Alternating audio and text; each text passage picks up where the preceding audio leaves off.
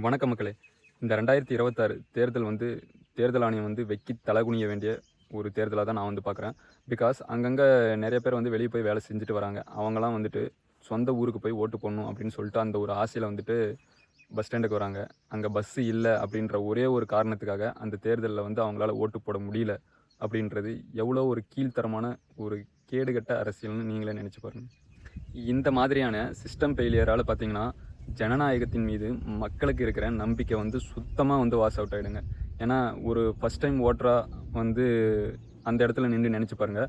ஒரு first time ஓட்டரும் முதல்ல நான் ஓட்டு போட போறேன் அப்படின்னு சொல்லிட்டு, ஒரு சிட்டில இருந்து அவனோட சொந்த ஊருக்கு போறான்னு வச்சுக்கோங்க. அப்ப பஸ் இல்ல அப்படின்ற ஒரு சின்ன காரணத்துக்காக அவனால அந்த வாக்க செலுத்த முடியல.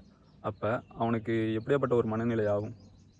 அவன் அந்த தேர்தல் மேல இருக்கிற அந்த நம்பிக்கையே அவனுக்கு போயிடாதா? அதெல்லாம் போக நெறைய இடத்துல பார்த்தீங்கன்னா, ஃபர்ஸ்ட் டைம் ஓட்டரோட ஓட்டையே கள்ள ஓட்டா போட்டிருக்காங்க. என்ன கொடுமை பார்த்தீங்களா இதெல்லாம்? தேர்தல் ஆணையம் விரைந்து இதுக்கு ஒரு முடிவ எடுக்கணும்.